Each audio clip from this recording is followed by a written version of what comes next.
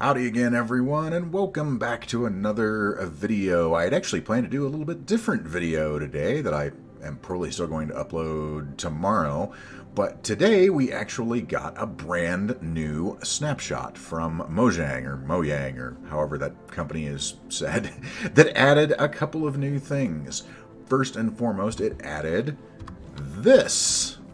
This right here is the Composter. Now, if you are familiar with modded Minecraft at all, this is probably going to be very, very familiar to you because in one of the packs that's used in a lot of the sky blocks, stone blocks, sea blocks, all those different things, you find something very similar to this. This composter actually will turn any organic material into a renewable source of bone meal, which is really, really awesome. No longer do you need a skeleton grinder to make bone meal. You can now just use this composter and large farms to do it for you. So let me demonstrate. So you notice in my inventory, I've got a number of different things that we can use for composting. We've got your sweet berries, your carrots, potatoes, dandelions, cactus, and apples. You can also use wheat for this, but I wanted to touch on these first because of these, the cactus, dandelions, which grow everywhere, or flowers just in general, potatoes, carrots, and sweet berries are the ones that, I mean, carrots especially, other than trading with villagers and feeding pigs, maybe the occasional golden carrot if you need that. There's really not a whole heck of a lot of uses for carrots in the game. So let's see how many it takes, because I have tested this with wheat, but I have not tested it with these. So let's see how many carrots it takes to actually fill this composter. So start putting these in. There we go. It took 12 carrots, or excuse me, 13 carrots to fill it completely, and we got one piece of bone meal. Potatoes, it takes only 9 potatoes to fill this completely to get our bone meal. Sweet berries, I'm guessing is going to take a lot. Let's see here. Yeah, this is going to take quite a few.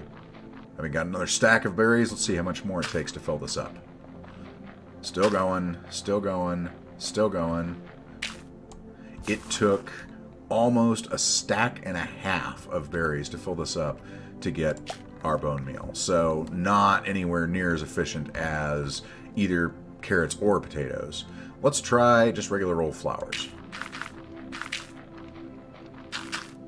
Flowers took 16. So that's not bad for something you can just pick up as a renewable resource running around out there. So let's grab that. More bone meal. And then finally, some cactus. Well, not finally. We've still got apples to go. So how much cactus does it take to fill this up? It takes 24 cactus to fill this up to get our bone meal. And now let's look at apples.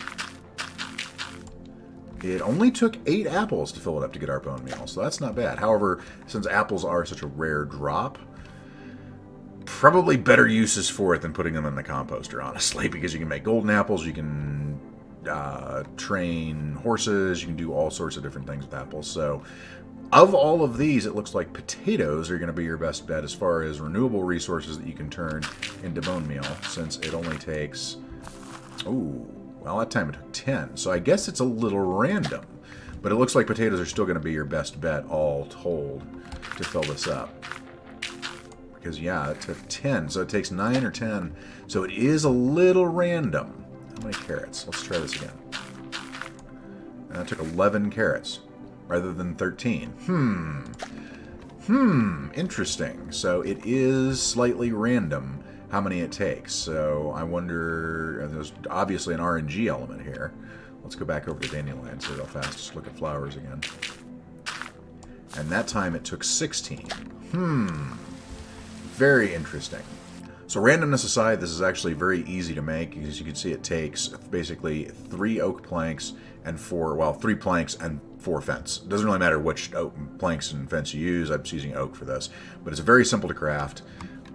And there comes to a point, usually about mid-game, where you realize that you've got way too many crops. So this is probably really handy to have just as a renewable source of bone meal, which you can then turn around for your automatic tree farm or your regular farms or what have you. There's innumerable uses for bone meal. Making bone blocks for decorating. Basically, if you've got a farm, if you've got any kind of produce farm that you're just sort of, you'll go harvest it and then put everything right into storage and never use it, well, here's a use for it. Potatoes, carrots, berries, flowers. You can even use grass in this.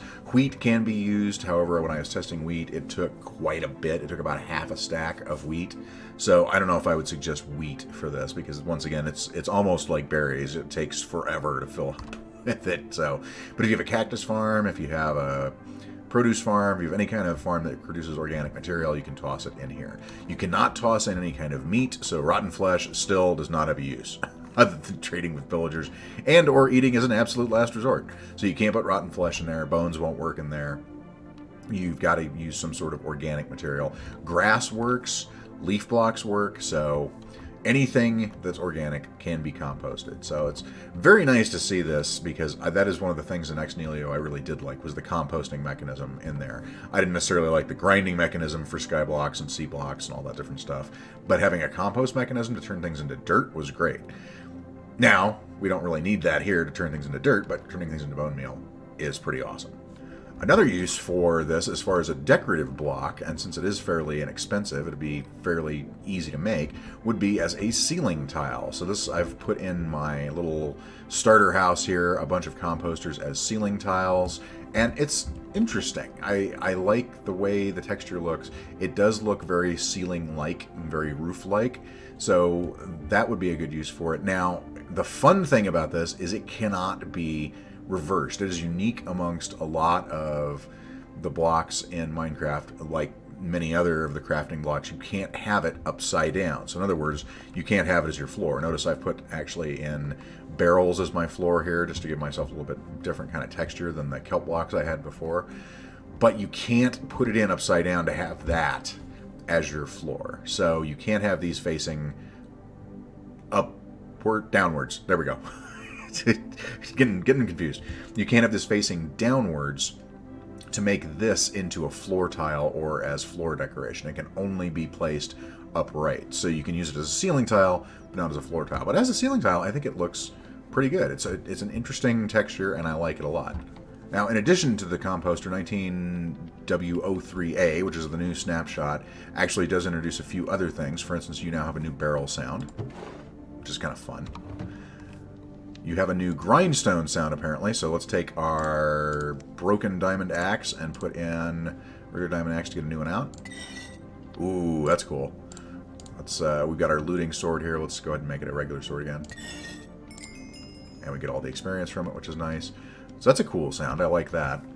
The blast furnace apparently has a new sound. Let's check it out.